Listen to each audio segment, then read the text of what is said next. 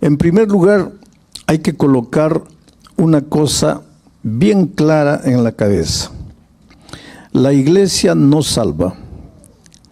La iglesia no tiene capacidad de salvar a nadie. No pienses tú que porque vienes a la iglesia te vas a salvar. Pero la iglesia juega un papel importantísimo en la vida del cristiano. Tú no eres cristiano porque vienes a la iglesia.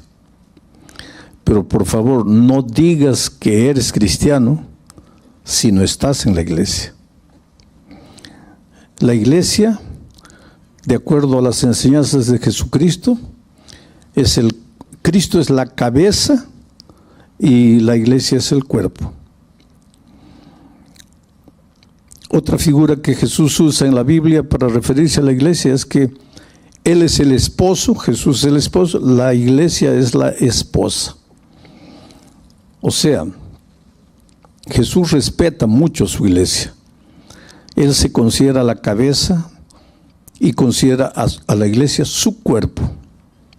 Tú no puedes ir donde una persona y darle un beso en la frente y un puntapié en la canilla. Decir, yo amo a Jesús, pero no quiero saber nada con la iglesia. ¿Cómo es eso? Yo amo a Jesús, no quiero saber nada con la iglesia. Porque Jesús y su iglesia son una misma. Cristo es la cabeza, la iglesia es el cuerpo. O si yo te invito a cenar en mi casa y te digo así, mira, ven, a las 8 de la noche te espero, voy a preparar un tallarín al pesto, delicioso, una de mis especialidades. Estás invitado, pero por favor no me traigas a la sinvergüenza de tu esposa. ¿Qué hombre que se presa de ser hombre aceptaría una invitación de estas? Porque yo y mi esposa somos una persona. Si tú no puedes recibir a mi esposa, ¿por qué me quieres recibir a mí? Entonces, yo encuentro en la vida muchas personas que dicen así, pastor, yo ya le entregué mi vida a Cristo. Yo amo a Jesús con todo mi corazón. Jesús es lo mejor que pudo haber sucedido en mi vida. Pero yo no quiero saber nada de la iglesia. ¿Cómo es eso? Amas a Jesús, pero no amas a su iglesia. Amas la cabeza, pero no al cuerpo. Amas al esposo, pero no a la esposa. ¿Cómo funciona eso? Es bonito de decir, pero no tiene sentido, no tiene lógica. Porque lo más precioso que Dios tiene en esta tierra es su iglesia. Y la iglesia no está formada por ladrillos, por paredes, por columnas. La iglesia está formada por seres humanos. Tú eres la iglesia. Nosotros todos juntos somos la iglesia. Y la iglesia de Dios en esta tierra es débil y defectuosa. Porque somos seres humanos en proceso de crecimiento espiritual. Yo siempre digo que esta iglesia no es perfecta porque yo soy miembro de esta iglesia. Porque si yo no fuera miembro, la iglesia sería perfecta, ¿no es cierto? Imagina, si todos los miembros de la iglesia fueran como tú, y tú te conoces mejor que nadie, con tu carácter, con tu manera. Si todos los miembros fuesen así, ahí la iglesia sería perfecta, ¿no es cierto? Una iglesia linda. No, pues hermanos. Pero Dios nos ama y nos quiere en su iglesia. Pero como estamos en su iglesia, pues la iglesia no es perfecta. Está lleno de flaquezas, de debilidades. Suceden cosas en la iglesia que no deberían suceder.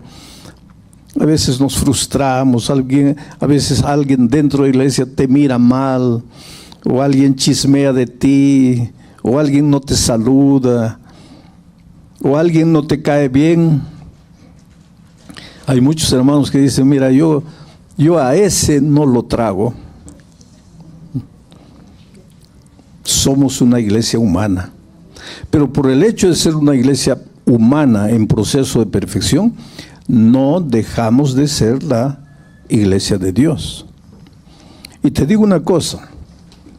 Te voy respondiendo algo, porque hay mucha gente que dice, todas las iglesias son de Dios, porque todas nos llevan a Dios. Pero la Biblia no enseña eso. Dice que cuando Cristo venga, solo va a encontrar ovejas y cabritos. No dice ovejas, cabritos, elefantes, jirafas, ciervos, venados. Solo dos, ovejas y cabritos. Cuando Cristo venga, va a encontrar solo vírgenes prudentes y vírgenes insensatas. No dice prudentes, más o menos prudentes, casi prudentes. Solo dos grupos. La iglesia del valle y la iglesia de la montaña. La iglesia que edificó en la arena y la iglesia que edificó en la roca. Solo dos iglesias. Usando simbolismo, la iglesia vestida de blanco de Apocalipsis 12 y la iglesia vestida de rojo. Solo dos iglesias. ¿De dónde sacamos los seres humanos que hay muchas iglesias y que todas las iglesias llevan a Dios?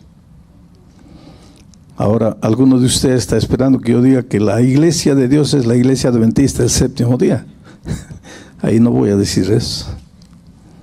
Pero pastor, ¿usted no es miembro de la iglesia adventista? Claro, yo soy miembro, no solo soy miembro, soy pastor de la iglesia adventista del séptimo día. Pero yo no soy adventista del séptimo día por el nombre. Y cuando tú busques la iglesia de Dios en esta tierra, no busques a la iglesia por su nombre, búscala por sus características, no por el nombre. Yo me acuerdo que cuando era un joven misionero en la selva, iba a haber una ceremonia bautismal y yo no podía bautizar porque los pastores de la iglesia adventista, si no estamos ordenados, todavía no podemos bautizar, a no ser que nos den una autorización especial y no haya ningún pastor ordenado presente. Entonces yo no podía bautizar. Le escribí al presidente, le dije, mire, tengo candidatos para el bautismo. El sábado vamos a tener un bautismo bonito. Y mañana en la noche voy a explicar por qué una persona necesita bautizarse. No es un detalle simple en la vida del cristiano, es muy importante. Pero ¿por qué? Teológicamente, mañana les voy a mostrar por qué una persona debería bautizarse. Y si tú me dices, pero pastor, yo ya fui bautizado cuando era un niño, mañana te voy a explicar cuánto vale el bautismo de cuando eras un niño. Pero pastor, ya fui bautizado antes de conocer todo el mensaje cristiano. Entonces te voy a explicar mañana con la Biblia todas esas cosas relacionadas con el bautismo. Pero bueno, íbamos a tener un bautismo y el presidente me dijo, te voy a mandar un pastor jubilado. ¿Cómo se llama el pastor? Mateo Aguilar. Pero yo no lo conozco. Entonces él me dijo así, eran los tiempos de los telegramas, de las cartas. No había fax, no había celular, no había WhatsApp, no había nada de eso. Entonces él me mandó una carta. Mira, el pastor Aguilar es una persona alta. Segundo lugar, es jubilado, ya es de edad. Tercero, es delgado. Cuarto, tiene un lunar grande en la cara izquierda. Quinto, siempre anda con corbata y con un cartapacio negro. Entonces tú vete a donde va a llegar el ómnibus y espera que baje un hombre con esas características. Ese es el pastor Mateo Aguilar. Y pues yo me fui a la ciudad donde llegaba el ómnibus. Llegó el ómnibus, comenzaron a bajar los pasajeros y yo con las características anotadas. La primera persona que bajó fue el ayudante del conductor, un muchacho, todo mal vestido. Lo miré, descartado, dice, no puede ser, porque el pastor Aguilar es hombre de edad. La segunda persona fue una dama, no, tampoco puede ser, porque el pastor Aguilar es hombre. La tercera persona que bajó, un hombre gordo, así todo mal vestido. No, ese tampoco.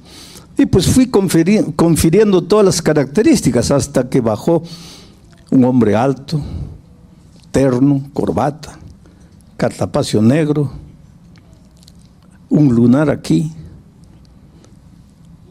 Confería todas las características. Entonces yo me acerqué, buenas tardes, Pastor Aguilar. Y él me miró, ¿tú eres el pastor? Sí. ¿Y cómo me conoces? No. ¿Y cómo sabes que yo soy el Pastor Aguilar?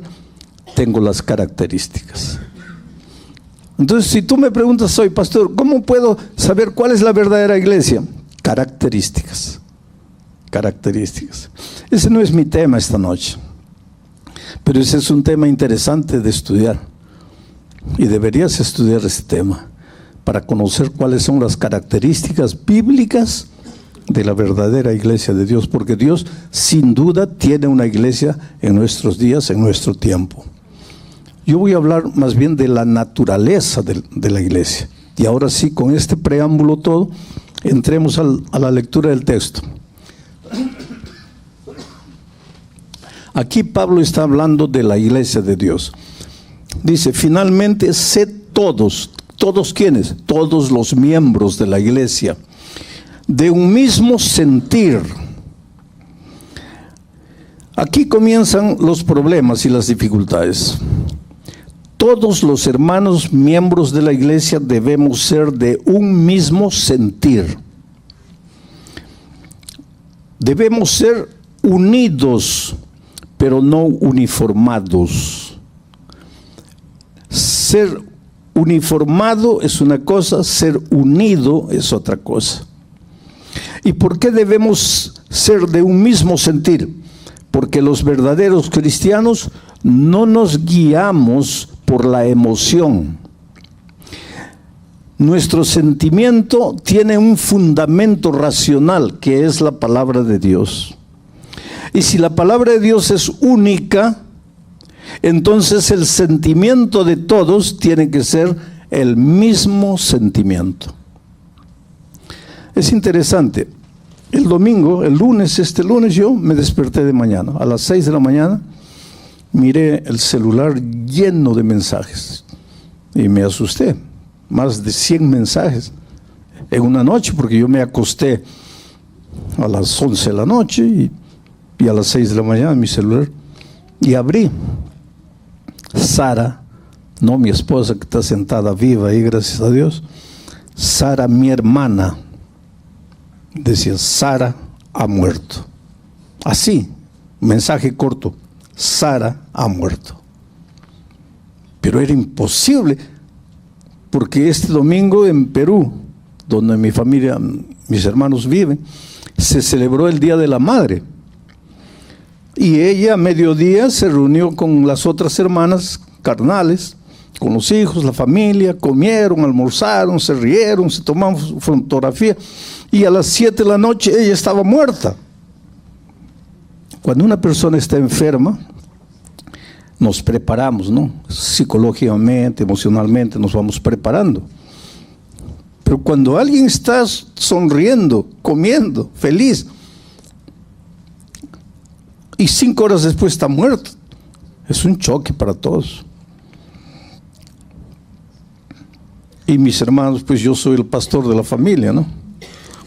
Mis hermanos viven en diferentes países, todo el mundo viajó para allá. Y mis hermanas claman, ¿y tú? Yo le digo, mira, yo estoy en una campaña evangelística. Yo tengo el mismo dolor de ustedes, pero yo tengo una misión. Yo no puedo interrumpir todo aquí para ir allá. Entonces, por favor, compréndanme. Hace una hora, mi hermana acaba de ser enterrada. Yo tuve la oportunidad de ver el culto, lo que se dijo en el culto. Y entonces entendí una vez más el valor de la esperanza. Los cristianos nos entristecemos delante del dolor, pero no nos desesperamos, porque tenemos esperanza. Yo ayer les grabé un mensaje a mis hermanos, se los mandé. Sara, nuestra hermana, duerme, pero ya viene Jesús para despertarla del sueño. Tú sabes el valor de la esperanza. Ahora, mi esperanza no se funda, no se basa en emoción. Mi esperanza se basa en la palabra de Dios, en la promesa de Dios. La esperanza cristiana no tiene el mismo concepto de la palabra esperanza del diccionario. Porque esperanza en el diccionario es esperar que suceda algo.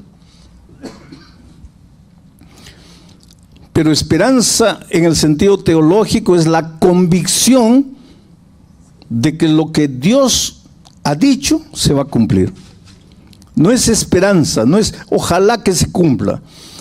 Mi hermana ha muerto, pero la palabra de Dios dice que ella duerme y que cuando Jesús vuelva va a resucitar. Y eso no es ojalá que suceda, eso es convicción de que va a ser así, porque la palabra de Dios lo dice. Y es en este sentido que Pedro le dice a la iglesia: sean todos ustedes no de una misma emoción, sino de un mismo sentir, de una misma manera de pensar, porque el pensamiento de ustedes está fundado en la palabra de Dios, y la palabra de Dios es una sola, eterna. La hierba se seca, la flor se marchita, pero la palabra de Dios permanece para siempre. Por eso, queridos, los cristianos, cuando vienen las tormentas, la oscuridad, la lluvia, las tragedias, las dificultades, somos seres humanos y podemos derramar una lágrima. ¿Tú crees que mis hermanos no han llorado? ¿Tú crees que yo en silencio no he derramado una lágrima? Pero estoy aquí predicando con convicción, con seguridad, con esperanza. Y esto es lo que Dios quiere para su iglesia. No que cada uno piense como quiera. Y el hecho de que cada uno no puede pensar como quiera, no es que Dios es enemigo de la libertad. Tú eres libre, pero eres libre para aceptar o para rechazar la palabra de Dios. Tú no eres libre para tomar la palabra de Dios y decir, bueno, aquí dice blanco, está bien, está escrito, pero yo creo que es rojo. Esa libertad Dios no te ha dado. Dios te ha dado libertad para, aquí dice blanco, pero yo no acepto que sea blanco. Eso puedes hacerlo. O acepto, pero decir no, y querer crear tu propio raciocinio para explicar que este blanco es rojo, esa libertad Dios no te ha dado. A los seres humanos Dios nos ha dado. El único que establece lo que es principio, lo que es valor, es Dios, no es el hombre. El hombre puede aceptar los principios y valores establecidos por Dios o puede rechazarlos, pero no puede raciocinarlos, no puede adaptarlos, no puede cortarlos, ni por aquí ni por allá. En Brasil tenemos una expresión, eu acho. ¿Cuántos brasileños hay aquí? ¿Ah? El eu acho. ¿Qué es ese eu acho? Eu creo, yo creo. A mí me parece, yo creo. Delante de la palabra de Dios no hay yo creo. No puedes tú tomar la palabra de Dios y adaptarla a tu manera de pensar, adaptarla a tu cultura, adaptarla a tu antojo. O tú aceptas la palabra o la rechazas. Y la palabra no es el pastor. La palabra no es la junta de iglesia. La palabra es la palabra. Por eso tienes la palabra de Dios en tus manos, para que con tus ojos veas lo que está escrito. Esto es lo que Pablo le está dando a la iglesia, diciendo a la iglesia: sed todos de un mismo sentir, compasivos. Esa palabra compasivos, en realidad en el original griego, debería decir así, dice, pero no ha sido traducido así. Dice, sean empáticos, pero en esos tiempos no existía la palabra empático como nosotros tenemos hoy. ¿Qué cosa es ser empático? Es colocarme en el lugar del otro antes de juzgarlo. Los Pieles Rojas en los Estados Unidos, ellos dicen, que si quieres criticar a un cojo, si quieres criticar a una persona que anda cojeando, primero colócate sus zapatos y camina 5 kilómetros con el zapato del cojo para entender por qué cojea. Esto es interesantísimo. Eso es empatía. Ves en la iglesia uno medio antipático, antes de condenarlo, antes de juzgarlo, antes de emitir tu opinión, pregúntate dónde nació, cuándo nació, de dónde viene, quiénes fueron sus padres, cómo fue criado. Por ejemplo, yo fui criado con amor, con mucho amor por parte de mis padres. Fui criado con valores, con principios, con la educación, con la palabra de Dios en mi mano. Y de repente, una persona que nació, creció, fue maltratada de niño, fue abandonado, vivió en la calle, aprendió a usar drogas, a beber, a fumar, y un día finalmente se convierte, viene a la iglesia. ¿Cómo vas a comparar la experiencia cristiana de ese hombre con todo el background que tiene, con mi experiencia espiritual, con una manera de crecer completamente diferente? Es injusto. Por eso en la iglesia lo que Pedro está diciendo es: no entres a la iglesia y comiences a mirar a las personas para juzgarlas. Si quieres juzgarlas, primero viste la ropa de él, vive la historia de él y después vas a entender por qué él es así. Porque la iglesia es un desfile, una acuarela maravillosa, hermanos. En la iglesia hay rosas lindas y maravillosas, rojas, hay otras blancas, hay otras amarillas, y hay otras que no son rosas, son claveles, y hay otros que son lirios, y hay otras que son amapolas. Dios en su iglesia tiene un jardín, características diferentes.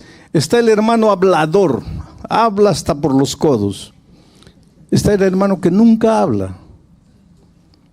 Está el hermano que sonríe, el hermano que nunca sonríe, parece un bulldog, pero es un hombre manso y dulce, pero no sonríe. Todos lo miran y le tienen miedo.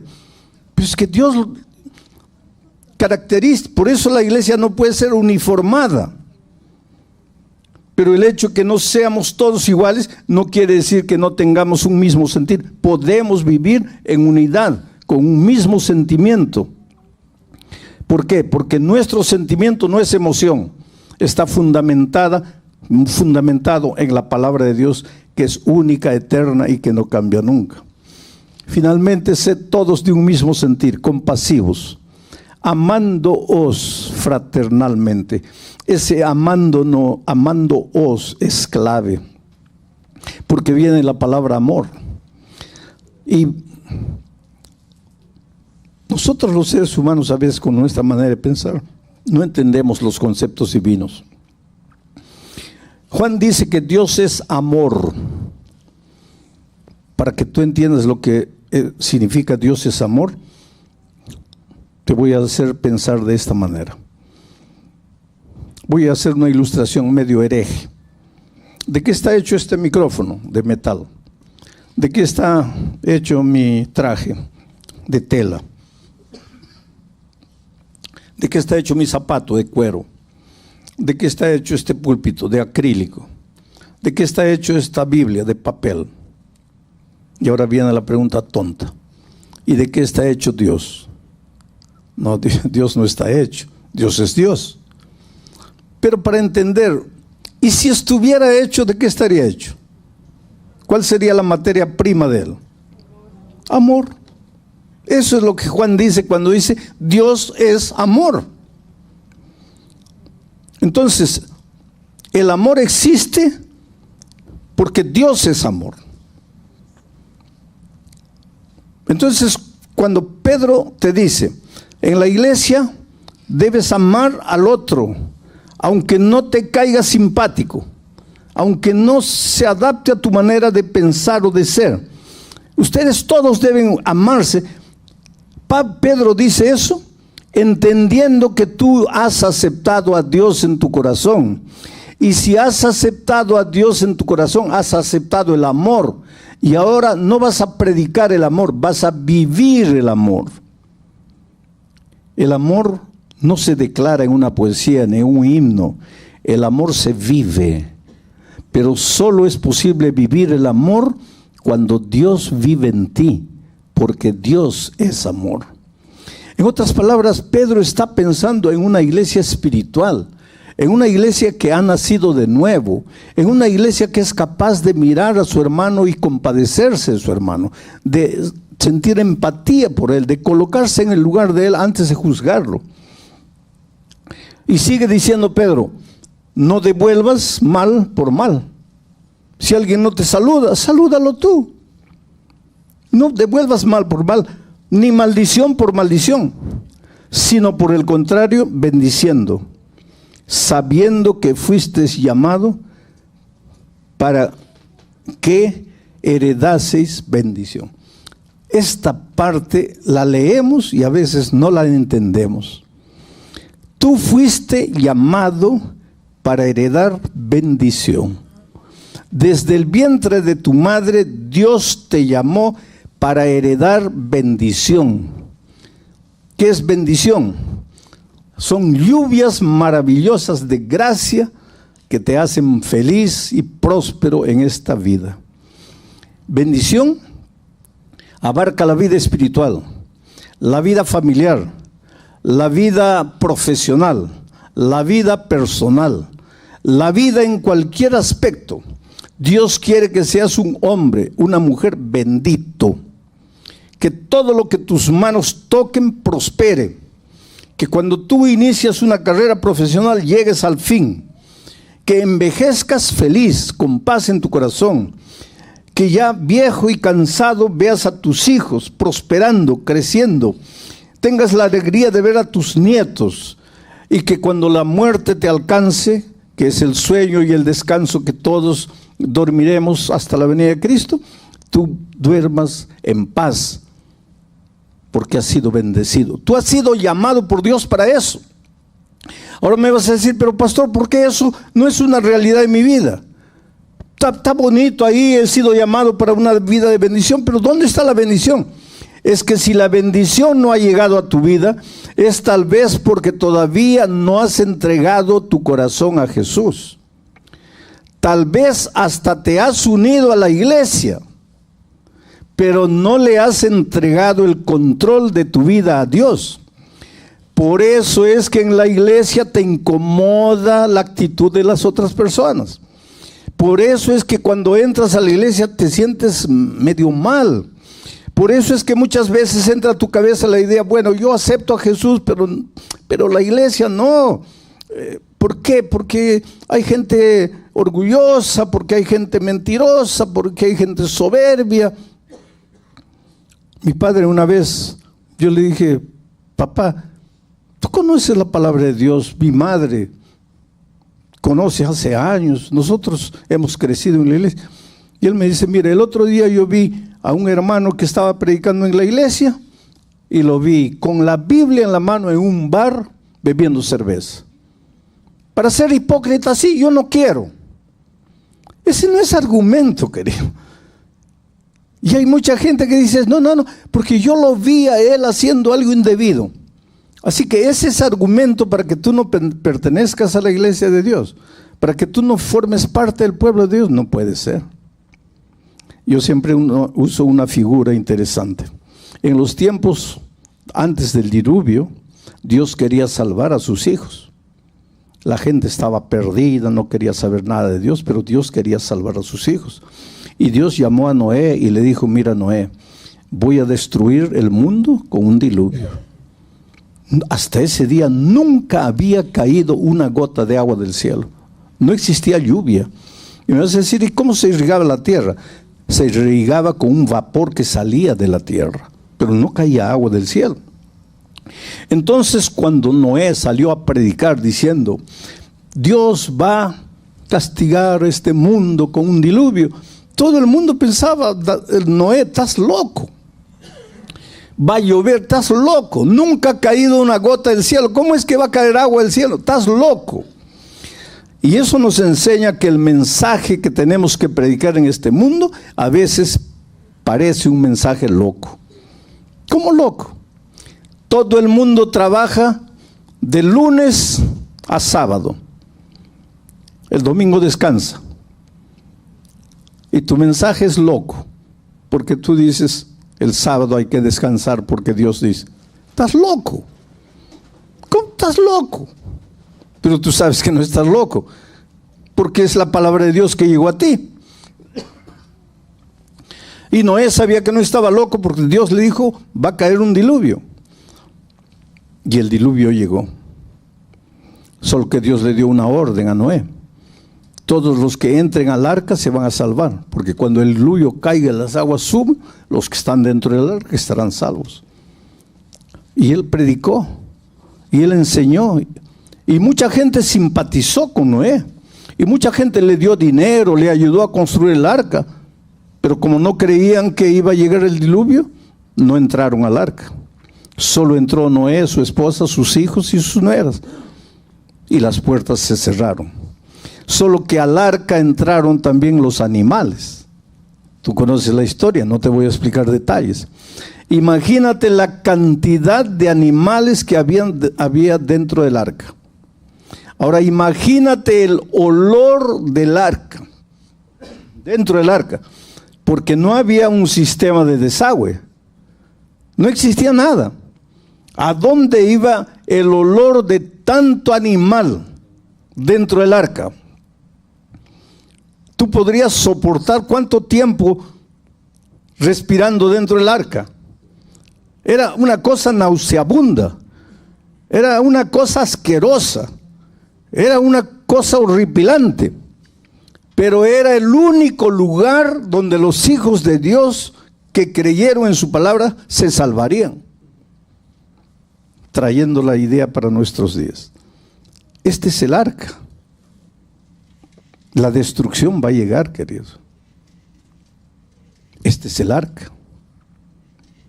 Y a veces el olor dentro del arca, y no estoy hablando de olor físico, el olor moral, el olor de las características, de los temperamentos.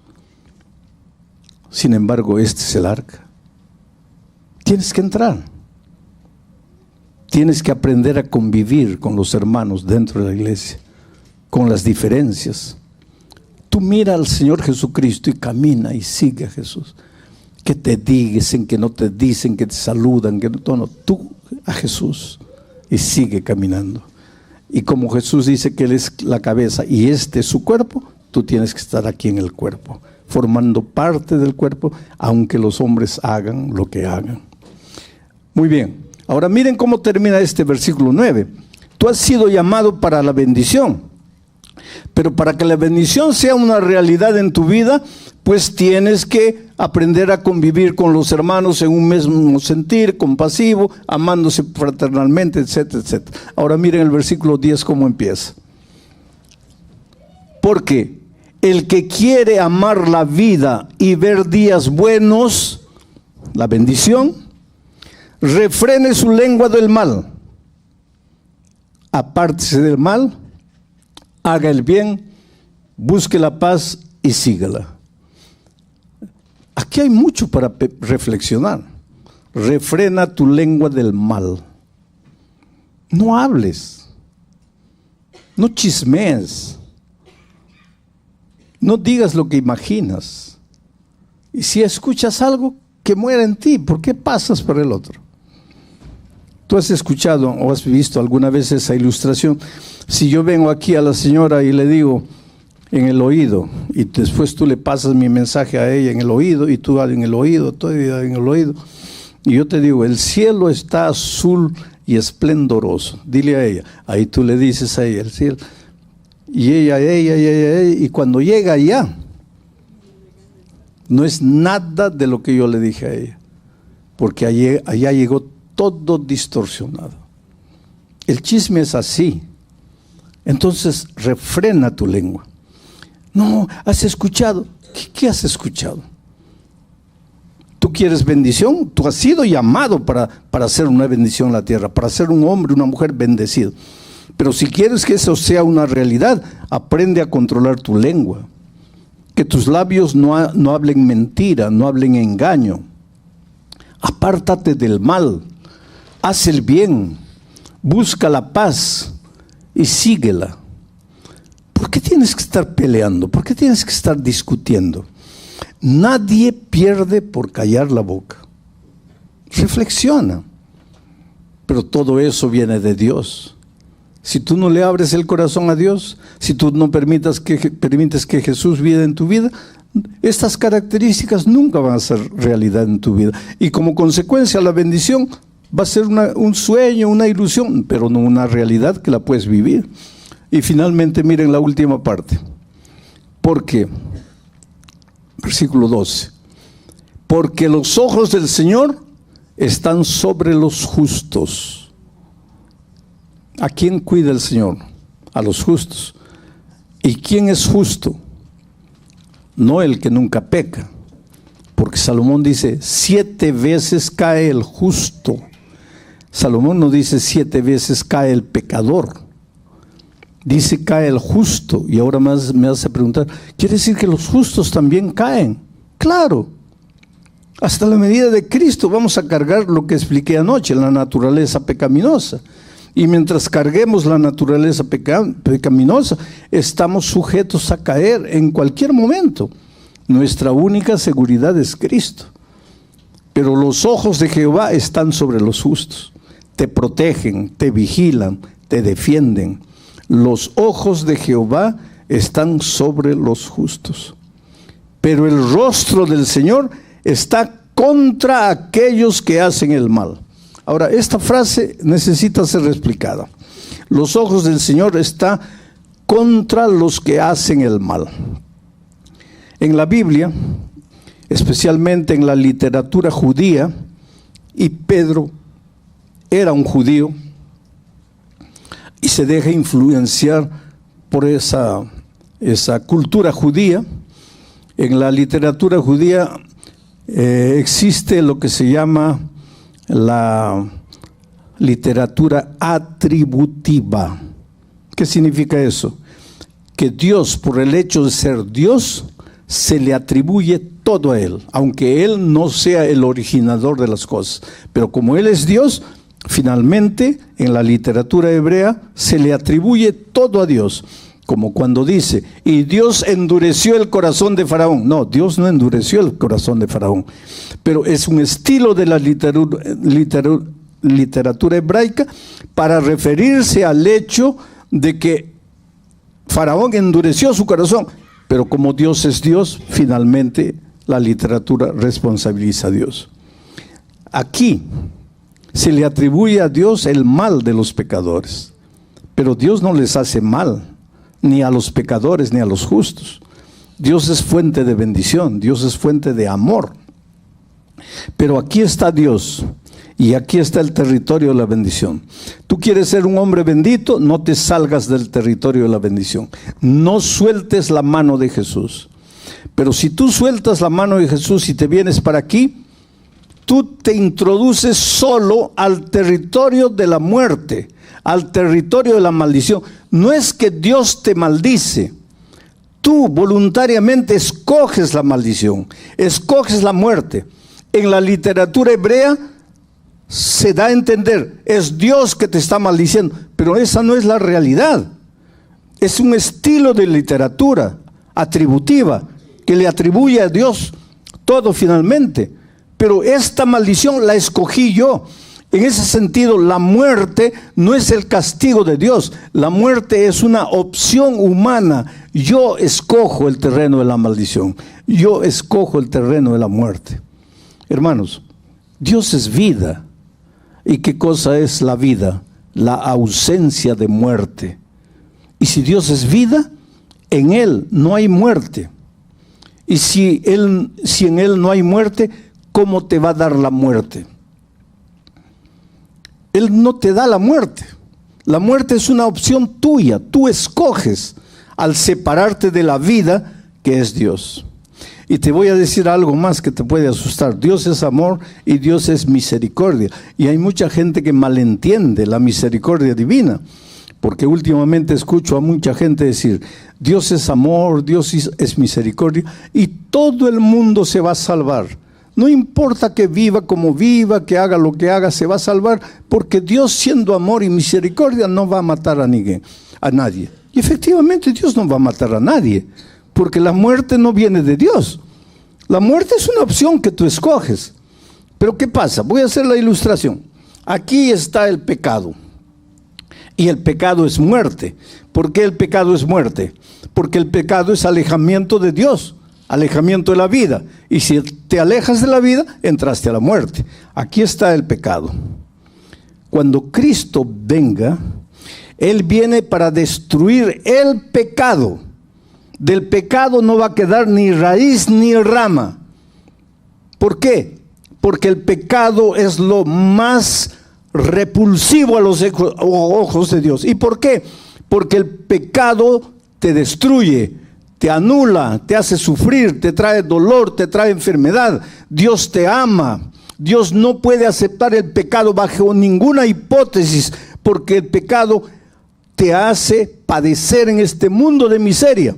Entonces, cuando Él venga por segunda vez, viene para destruir el pecado, no para destruir a los seres humanos. Entonces, ¿todos se van a salvar? No, querido. Se van a salvar los que corran a la vida y acepten al Dios de la vida y vivan una vida de comunión con la persona vida. Pero si cuando Cristo venga, yo me agarro de aquí y no quiero soltar, y escucho la invitación divina, pero no quiero soltarme, y Dios me llama, pero el mundo me atrae, y el pecado me atrae, y me agarro del pecado, y no quiero soltar el pecado, cuando el fuego eterno caiga sobre el pecado, me va a tocar a mí. Pero el fuego no vino para mí, vino para el pecado. ¿Y por qué morí? Porque no quise soltar el pecado. Por eso es que la Biblia dice, hoy es el día de buena nueva. Hoy es el día de salvación. Hoy Dios te llama. Oh querido, tú eres lo más precioso que Dios tiene en esta vida. Hoy es tu cumpleaños y nadie se acordó y nadie te dijo nada. Nadie te hizo un pastel. Dios sabe.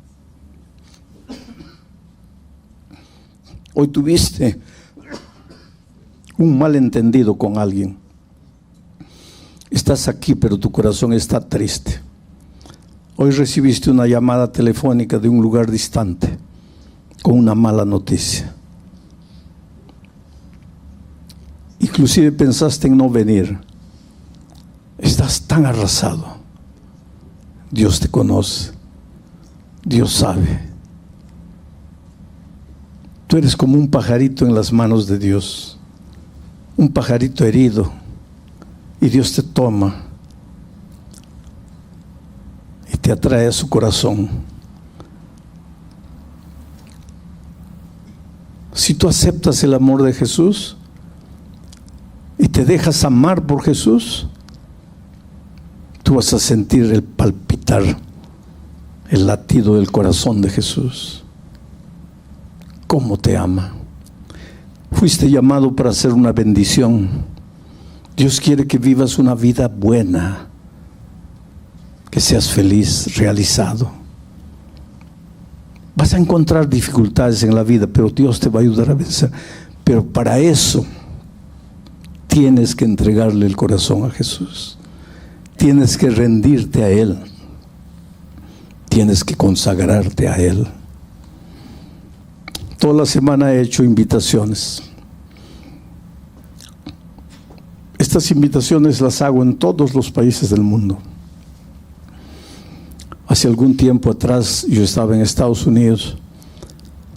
Hice una invitación, vino una chica aquí adelante, tatuada, rostro, tenía una cadena pendiente aquí,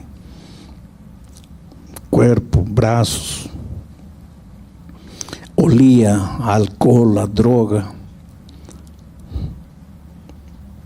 Y cuando terminé, hice la última oración, entraba a un cuartito y ella se metió. Y ahí sentí más el olor de droga. Ella estaba drogada o semidrogada. Y me dice, Dios no puede amarme a mí. Mira mi vida, mira lo que soy. Soy una basura. Y me hizo una pregunta terrible. Tú dices que Dios me ama. Pues cuando yo era una niña, mis padres murieron en un accidente de tránsito y me quedé huérfana. Pero mi abuela, la mamá de mi mamá, vivía y me recogió y me crió con cariño. Pero cuando yo tenía 12 años, mi abuela, mi única familia, murió y me quedé sola, una niña de 12 años. Entonces una vecina de mi abuela me recogió, no porque me amaba, sino porque quería quedarse con la casa de mi abuela. Y una noche, yo tendría 13 años, cuando el esposo de esa mujer entró a mi cuarto y me violó. Yo gritaba, pedía auxilio, la mujer escuchaba, no hizo nada. Ese hombre me violó. Yo tenía 13 años, al día siguiente salí de casa, ya no podía quedarme en esa casa. Me fui a vivir a la calle, una niña de 13 años. Comencé a vivir con los muchachos de la calle. Fui violada una vez y otra vez y otra vez por los chicos de la calle. Aprendí a fumar, a beber, a usar drogas. Todo esto que ves en mi cuerpo es que quiero provocarme dolor, sufrimiento. Ahora vienes tú y me dices que Dios me ama. ¿Qué Dios? ¿Dónde estaba Dios cuando mis padres murieron? ¿Dónde estaba Dios cuando mi abuela murió? Dios me ama. ¿Dónde estaba Dios cuando ese hombre malo entró a mi cuarto y abusó de mí? Y yo clamaba. ¿Dónde estaba Dios? ¿Dónde estaba Dios cuando en las noches en la calle los muchachos abusaban de mí? ¿Qué Dios es ese? ¿Cómo puedes decir que Dios me ama? Querido, hay muchas cosas que yo no puedo explicar, pero yo sé que Dios te ama. Tal vez tú no tienes la historia de esa muchacha, pero más de una vez te has preguntado en la vida, ¿dónde está Dios? ¿Qué ha hecho Dios por mí? Estás vivo porque Dios quiere, porque Dios tiene un plan para ti. Desde que estabas en el vientre de tu madre. Ahora Dios te ha traído a esta familia que es tu iglesia. Una iglesia donde vas a encontrar gente que a veces te va a frustrar, te va a fallar. Pero este es el cuerpo de Dios. Esta es la iglesia de Dios. Entonces mi invitación para ti esta noche es la siguiente. Aceptas al Señor Jesucristo como tu Salvador y quieres formar parte de su familia en esta tierra, yo te voy a pedir que te levantes y vengas. Si tú aceptas a Jesús y si tú deseas formar parte de la familia de Dios, a pesar de las imperfecciones que puedes encontrar en la iglesia.